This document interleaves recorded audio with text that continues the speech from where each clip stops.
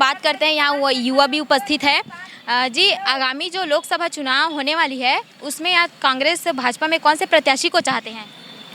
अभी 2024 में जैसा कि मोदी जी ने राम मंदिर का निर्माण किया है, तो उससे क्या है, राम भक्त के मन में ना मोदी और भाजपा के प्रति जो विश्वास जो उठा है ना, तो उसको फिलहाल देखा जाए तो कोई नहीं हिला सकता है। तो फिर अपनी राजनांदगांव की पब्लिक हो या फिर पूरे भारत देश की पब्लिक हो या फिर पूरी दुनिया की पब्लिक हो, राम मंदिर के उद्घाटन में राम मंदिर पे राम जी के प्राण प्रतिष्ठा जब हुआ है तो उससे बहुत ज़्यादा खुश हुए हैं और वह चाहती है कि भाजपा ही रहे।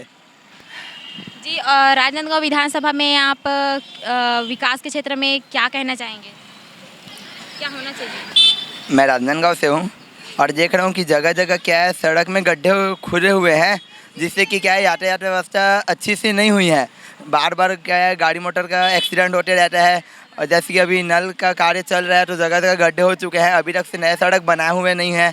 तो जल्द से जल्द राजनांदगांव में नए सड़क बनाना चाहिए। और यहाँ पर ओवरब्रिज के नीचे ऐसे बहुत से ऐसे गरीब से, जैसे बच्चे हो या बूढ़े हो या फिर वृद्ध हो या फिर महिला हो, कुछ भी हो, उन सबको क्या सहायता प्रदान करते रहना चाहिए। जो अपने सरकार के पैसे है ना, उसको एकदम सही जगह लगाना चाहिए। अपने राजनांदगांव को ना एकदम ना स्वच्छ बनाए रखना चाहिए। जगह जगह डस्टबिन हो, डस्टबिन तो लगा देते हैं, लेकिन होता क्या है कि ना उसका अच्छे से ध्यान नहीं रखते। फिर 1 महीने 2 महीने 3 महीने में वो डस्टबिन फेंका जाता है। तो फिर वही जगह जगह क्या डस्टबिन रखना चाहिए। और ये ऐसे बहुत से लोग क्या बेरोजगार है, उनके पास क्या पैसा नहीं है। पैसा, यदि लोगों के पास पैसा रहेगा ना तो उन लोग क्या समृद्ध रहेंगे और उनका क्या है, जीवन स्तर में वृद्धि होगा। फिर उससे क्या अपने देश का विकास होगा, अपने राष्ट्र का विकास होगा। फिर वैसे में क्या मानव में ना एक समन्वय बना रहेगा और आपसी तालमेल से रहेगा। उसी प्रकार क्या राजनांदगांव की पब्लिक पूरे छत्तीसगढ़ में क्या बोलते हैं, लोकप्रिय हो जाएगी और अपना भारत देश अमेरिका जैसे देश की तरह विकसित हो जाएगा। अमेरिका क्या, जापान भी अपने सामने फेल हो जाएगा। बस इतना ही। यहाँ और भी लोग उपस्थित हैं, हम उनसे जानना चाहेंगे कि क्या है इसकी राय। जी, जो आगामी लोकसभा चुनाव होने वाली है उसमें आप कांग्रेस भाजपा में कौन से प्रत्याशी को चाहते हैं? मैं तो ऐसा जो सही हो वही आए, ऐसा नहीं कि कांग्रेस आए या भाजपा आए। जो सही उम्मीदवार हो वो खड़ा हो, जो लोगों को मतलब जो प्रॉब्लम है उसको सुने। जो इतनी भी परेशानी है, आम जनता जो बाहर रोड पे रहते हैं, जिनको मतलब बेरोजगार है, उनकी समस्याएं दूर हो, सारी चीज़ें उनको समझने वाला हो। ये नहीं कि हम भाजपा के हैं तो भाजपा ही आए, ऐसे थिंकिंग नहीं रहना चाहिए। सरकार ऐसा हो कि मतलब सबकी एक मतलब इक्वल लेके चले, ना बड़े ना छोटे, सबको साथ में लेके चले। राजनांदगांव में विकास को लेकर आप क्या कहना चाहेंगे? पहले तो सबसे पहले यहाँ बेरोजगारी जो है वो जाना चाहिए। और जो हम लोग जैसे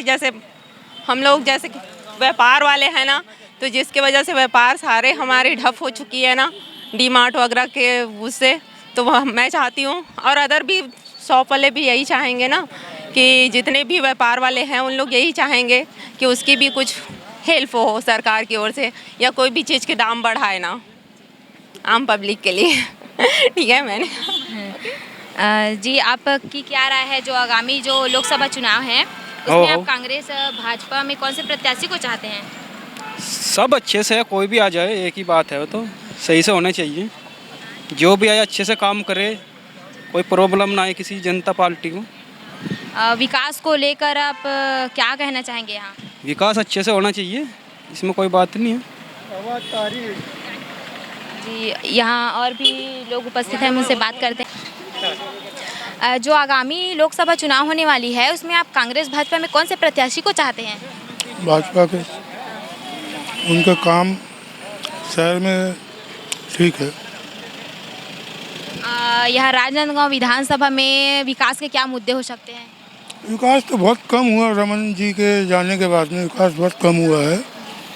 शहर में देखो आप, पूरा रात में अंधेरा अंधेरा लगता है, लाइटिंग की कोई सुविधा नहीं है। मेन चौक माना मंदिर चौक है, वहाँ पे पूरा अंधेरा रहता है। उनसे ही बोला जाए यहाँ पे लाइटिंग की व्यवस्था की जाए। और आइए हम बात करते हैं, यहाँ और भी उपस्थित हैं। जी, जो आगामी लोकसभा चुनाव होने वाली है उसमें कांग्रेस और भाजपा में आप कौन से प्रत्याशी को चाहते हैं?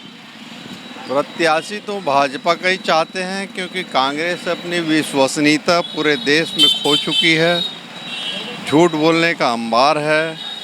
अभी जो किसानों का आंदोलन चल रहा है, एमएसपी की बात चल रही है, 2010 में संसद में कांग्रेस ने इसको मना किया, रिफ्यूज़ किया, उनके तत्कालीन वित्त मंत्री ने मना किया, आज उनके नेता बोलते हैं हम दे देंगे। चुनाव लड़ने के लिए वो जो ढपोल संख्या कुछ का कुछ दे देंगे बोल रहे हैं, इस कारण हम उस पार्टी को सपोर्ट नहीं कर सकते। जी, चुनाव के क्या क्या मुद्दे हो सकते हैं?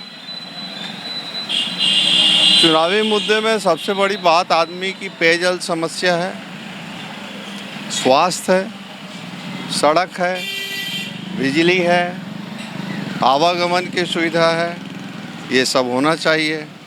और आप जैसे युवाओं के भविष्य की कल्पना की जानी चाहिए, उसमें काम का साधन किया जाना चाहिए। किसानों के हित में भी कुछ न कुछ नए कानून बनाया जाना चाहिए। जो राजनांदगांव विधानसभा है उसमें विकास के क्या मुद्दे होने चाहिए? राजनांदगांव विधानसभा में कोई न कोई एक आध ऐसा उद्योग लगना चाहिए जिससे युवाओं को, मज़दूरों को, सबको काम मिले और उससे जो वित्तीय प्रबंधन हो वो शहर के विकास में काम आए। आपका शुभ नाम? मेरा नाम कचरू प्रसाद शर्मा। ठीक है, कट कर दो ना, कट कर दो। या महिलाएं भी उपस्थित हैं, मुझसे बात करते हैं चुनाव को लेकर उनकी क्या राय है। जी, जो चुनाव को लेकर आपकी क्या राय है? चुनाव के लिए हमारे तो बीजेपी आना ही चाहिए, कभी भी आए बीजेपी आना चाहिए। हम उसके समर्थन में हैं, हम मानते भी हैं और हम आए भी बीजेपी, मगर आना है तो मोदी ही आएंगे। मोदी सरकार ने जो महतारी वंदन योजना की जो घोषणा की है, तो अगर किसी कारणवश अगर ये नहीं मिलता तो क्या करेंगे आप? नहीं मिलता तो क्या कर सकते भाई, अब उसकी मर्जी, देना होगा तो और दे भी रहे हैं तो उसको ये दुनिया भर का नियम कानून नहीं रखना चाहिए। और क्या है, एक बात बोलूँ, जैसे हर महिला का समस्या है ये जो शादी का सर्टिफिकेट वाला है ना, तो उसमें क्या है, कहाँ से लाएंगे बताओ ना। चलो आजकल शादी वाले हैं उन लोग तो ला के दे भी देंगे, जिसका 30 साल 40 साल हो गया है वो पकड़ के तो बैठे नहीं होंगे ना। तो मेरा समस्या यही है कि ये नियम नहीं निकालना चाहिए, देना है तो ऐसे ही दो, नहीं तो फिर बिल्कुल मत दो। जो आगामी लोकसभा चुनाव हैं उसमें विकास के क्या मुद्दे हो सकते हैं? विकास ही विकास तो हो रहा है, चारों तरफ पूरा शहर बन गया, सज गया। लोग गरीब थे, सब लखपति बन गए। कोई आज की तारीख में गरीब नहीं है, सब पैसे वाले। भिखारी लोग रोज के 2-2 हज़ार रुपये कमा के जा रहे हैं। और क्या मुद्दा है? तो आप कौन से प्रत्याशी को चाहते हो? नरेंद्र मोदी, 410 सीट आएगा वो, लिख लो आप। हम जो बोल दिए तो मोदी जो है बहुत सी योजनाओं को चला रहे हैं अभी, तो आपको क्या लगता है कि अभी जो 3100 धान वाला जो बात चल रहा है अभी तक वो हुआ नहीं है, तो इस पर आप क्या कहना चाहेंगे? सब हो जाएगा, धीरज रखो ना। अब कोई बच्चा भी पैदा हुआ, थोड़ी चलना सीखो है। पहले बार भारत सरकार को ऐसा प्रधानमंत्री मिला है जो दोबारा कभी नहीं मिलेगा। ऐसा प्रधानमंत्री मिला है नरेंद्र मोदी, पूरा सबको लेके चल रहा है, हिंदू, मुस्लिम, सिख, ईसाई, सबको एक साथ मिला रहा है। एक देश एक कानून, ठीक है।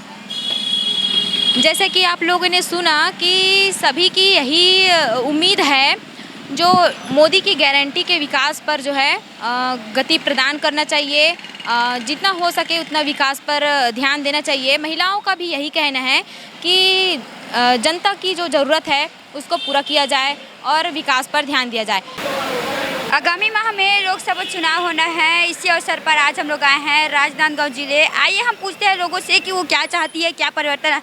जी, आप बताइए, आप क्या चाहते हैं सरकार से? हम क्या चाहेंगे, सरकार उसका साफ सफाई ध्यान ही नहीं देता। क्या चाहेंगे, महापावर को बोलो तो वही हाल है, पार्षद को बोलो तो वही हाल है। तो विकास के आपके लिए क्या क्या मुद्दे होने चाहिए, कौन सी सरकार चाहते हैं आप?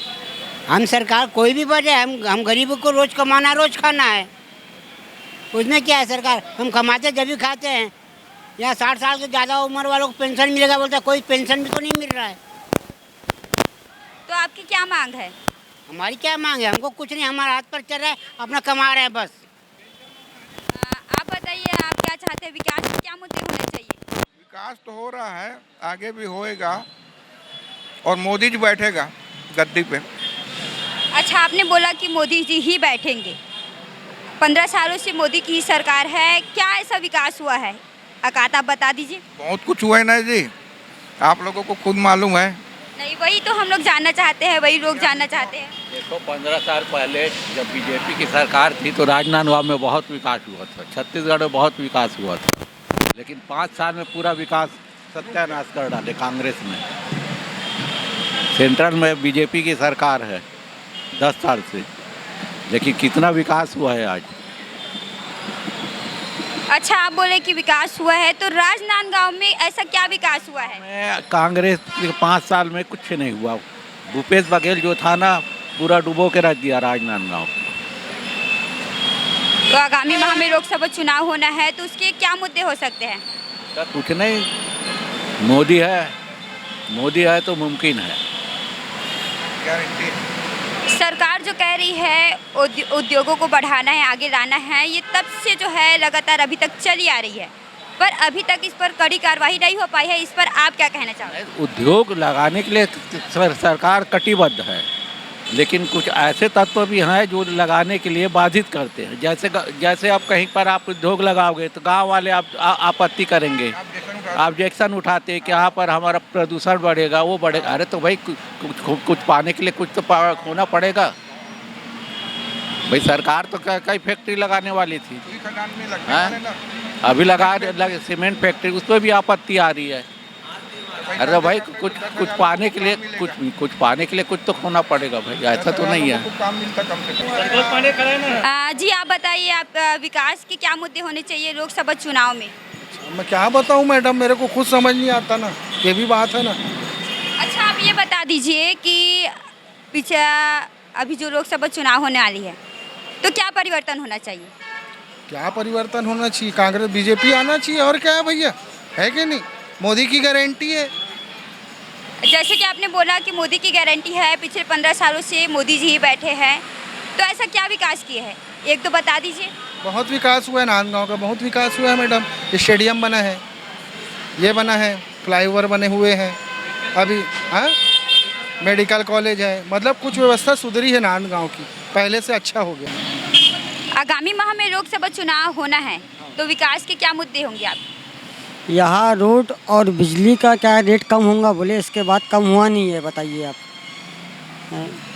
अब ये बहुत बढ़ते जा रहा है, बिजली दर क्या कम होना चाहिए। पहले बघेल सरकार थी तो बिजली दर कम था, अब साधारण लोग कहाँ से लाएंगे इतना बिल, बताइए आप। रोड में बैठना, कमाना, रोज खाना, ना दुकान है ना कुछ है, फुटपाथ में लगाओ, ये मुद्दा है रहेगा। क्या परिवर्तन लाना चाहते हैं आप?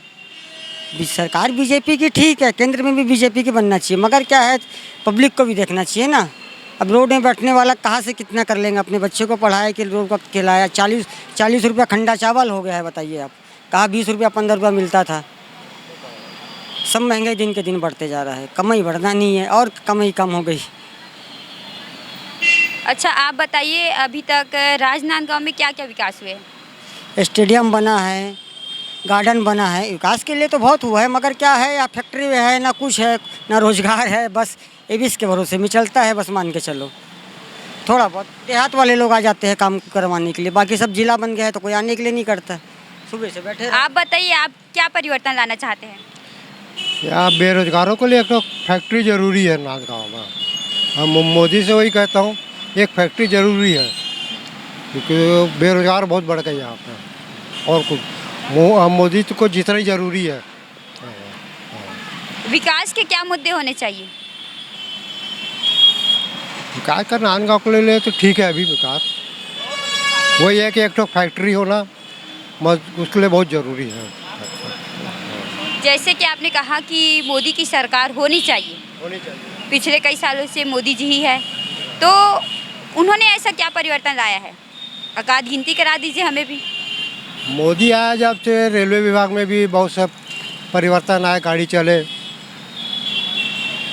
रोड भी बने, रोड भी पहले ख़राब थे बहुत, रोड भी बने, उसमें बहुत परिवर्तन आया मोदी आया जब से।